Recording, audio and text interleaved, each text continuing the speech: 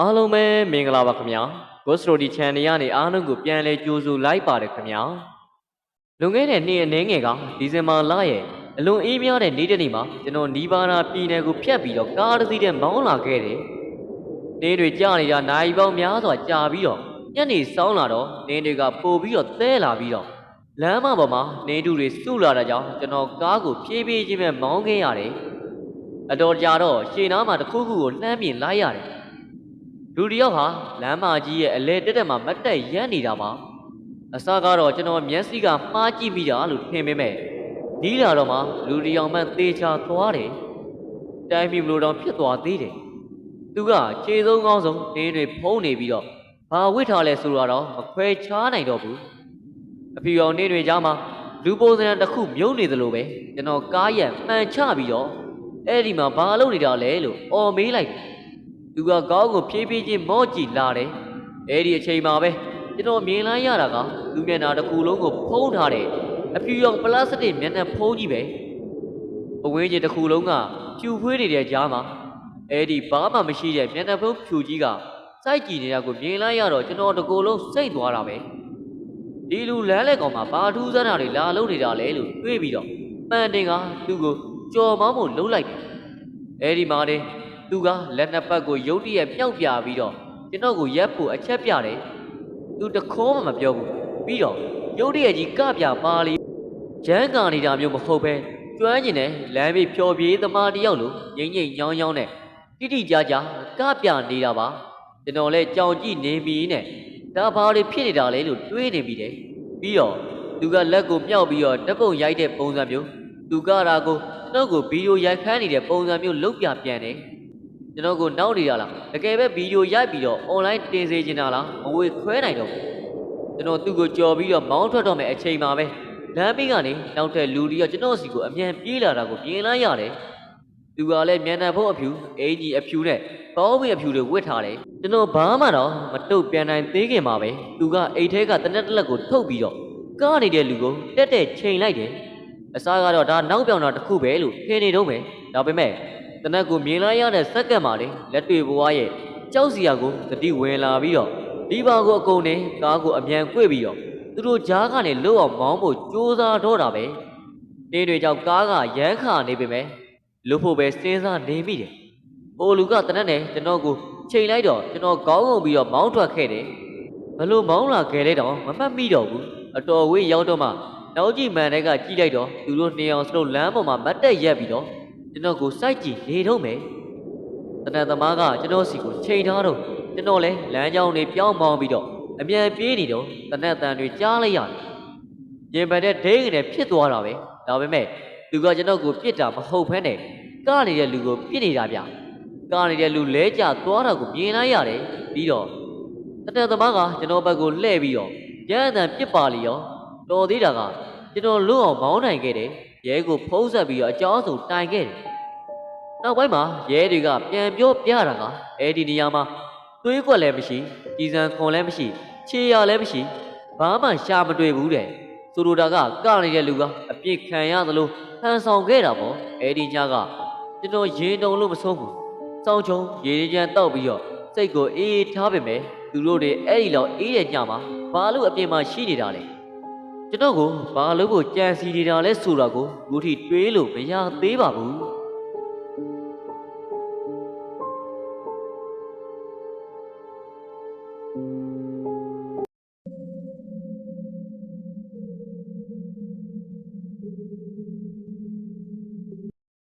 ဒါကတော့ကျွန်တော်အသက်17နှစ်ဝန်းကျင်မှာကြုံခဲ့ရတဲ့ကြောက်စရာဖြစ်ရတစ်ခုပါအခုကျွန်တော်အသက်20ရှိပြီဖြစ်ပေမဲ့အဲ့ဒီညကဖြစ်ရကိုအခုထိမမေ့နိုင်သေးဘူးကျွန်တော်ကငငယ်ကတရေတစေတွေသူစမ်းတာတွေကိုလုံးဝမယုံကြည်တဲ့သူပါဒါပေမဲ့ဒီပြည့်ရကကျွန်တော်ရဲ့ယုံကြည်မှုကိုပြောင်းလဲစေခဲ့တယ်ညတိရမှာမိသားစုနဲ့အတူအိမ်မှာအိတ်နေတော့ရှင်းပြလို့မရတဲ့အတန်တစ်ခုကြောင့်ကျွန်တော်နိုးလာတယ်အချိန်ကမနက်တနာရီလောက်ရှိမယ်ထင်တယ်ကြောက်ချက်နဲ့တခုခုပြီးနေတဲ့အစားကစီးသွားခြင်းလို့နိုးတာပဲမယ်အဲ့ဒီအတန်ကြားလိုက်တဲ့အချိန်မှာကြောက်လို့အိယာတွေကနေမထားရဲတော့ဘူးတောင်ကိုမျက်နှာအထိခြုံပြီးတော့နားဆုံနေမိတယ်အဲ့ဒီအတန်ကခေါင်းလောက်ကိုဇက်တိုက်လှုပ်နေသလိုမျိုးပဲတ နိုင်နီးပါးလောက်ထိကြားနေရတယ်တကယ်ကိုကြောက်စရာကောင်းတာကကျွန်တော်ဘေးမှာအိတ်နေတယ်အမေနဲ့အဖွားကဘာသမ်းမှမကြားပဲတင်းနေချက်အိပ်ပျော်နေတာပဲအတန်ကတခန်းလုံးမှာဟိန်းနေတာတော့သူတို့မနှိုးဘူးဆိုတော့ကျွန်တော်တယောက်တည်းပဲကြားရတဲ့အတန်ဖြစ်ရမယ်အတန်ကအိမ်ခန်းအပြင်ဗရန်ဒါကနေလာနေသလိုပဲဒါပေမဲ့ကျွန်တော်ကတော့ကြောက်လို့မကြည့်ရဲဘူးအဲဒီအတန်ကမယံမနာထွက်နေတော့ကျွန်တော်လဲမကြားကြည့်အောင်စောင့်ပြီးတော့အတင်းပြန်အိတ်လိုက်တာတန်အောင်နေတော့အိပ်ပျော်သွားတော့တယ်တောင်းနေမနဲ့ရောက်တော့အားလုံးကပုံမှန်အတိုင်းပဲအမေတို့ကညကခေါင်းလောင်းတန်ကြားလာလို့မေးတော့ဘယ်သူမှမကြားဘူးတဲ့ကျွန်တော်ပြောပြတာကိုလဲပင်ပန်းလို့စိတ်ကူးရင်တာနေမှာပါဆိုပြီးတော့လက်လူရှူလိုက်ကြတယ်ဒါပေမဲ့အဲ့ဒီအတန်ကဘာလဲဆိုတော့ကျွန်တော်ခုထိစဉ်းစားလို့မရဘူးကျွန်တော်တို့အိမ်ကနှစ်ထပ်အိမ်ကျွန်တော်အခန်းကအပေါ်ထက်မှာအခန်းအပြင်မှာဗရန်ဒါကိုကြော်လိုက်ရင်ဘာမှမရှိဘဲနဲ့ဟာလာဟင်းလေးကြီးပဲအောက်ထက်ဆင်းတဲ့လေကားမှတစ်ဆင့်အိမ်ရှိလမ်းမပေါ်ကိုရောက်တာအဲ့ဒီတော့ညလိုက်ကောင်အေးဆက်နေတဲ့အချိန်မှာဘယ်သူကများဗရန်ဒါနားမှာခေါင်းလောင်းလာလို့နေမှလေနမိတ်လှုပ်တာလားဒါမှမဟုတ်နမိတ်တစ်ခုခုလားကျွန်တော်မသိဘူးတီးရတစ်ခုကတော့အဲ့ဒီညကဖြစ်ရဟာတကယ်ကိုကြောချမ်းစရာကောင်းခဲ့တယ်ဆိုတာပါပဲ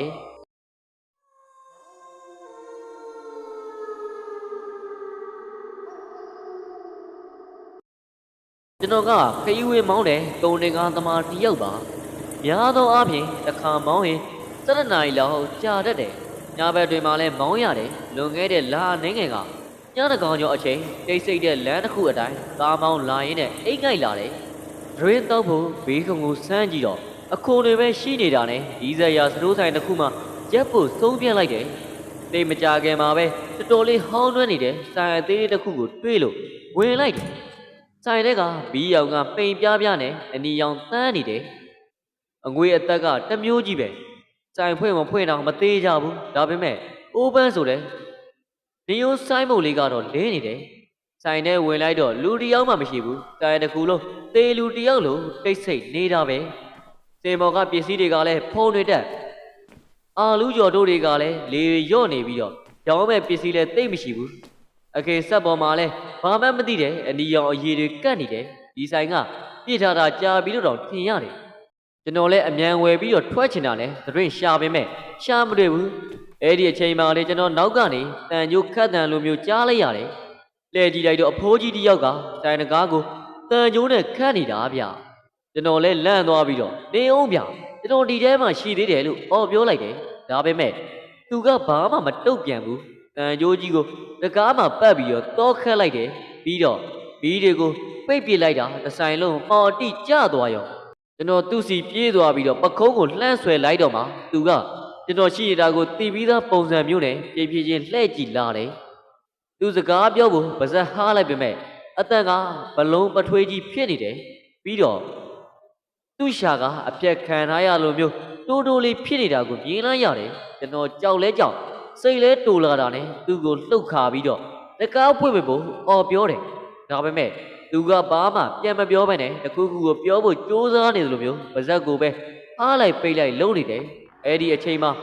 ဆိုင်တော့ဘက်ကနေဝင်တဲ့နားနေကန်တကားပွင့်လာပြီးတော့ခြေတံပြင်းပြင်းတွေကိုကြားလိုက်ရတယ်အထဲကနေလူတယောက်ထွက်လာတယ်သူတို့က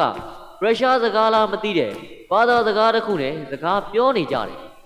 သူတို့မှောင်ရည်ထဲကနေထွက်လာတဲ့အခါမှာမြင်လိုက်ရတဲ့မြင်ကွင်းကိုကျွန်တော်ဘယ်တော့မှမေ့မှာမဟုတ်ပါဘူးသူတို့ကခြေဆုံးကောင်းဆုံးတိတ်ရဖြူတွေနဲ့ပတ်ထားပြီးတော့လက်ထဲမှာဓာတ်လက်စီကင်ထားတယ်ဒါပေမဲ့အဲ့ဒီဓာတ်တွေကရိုးရိုးဓာတ်မဟုတ်ဘဲနဲ့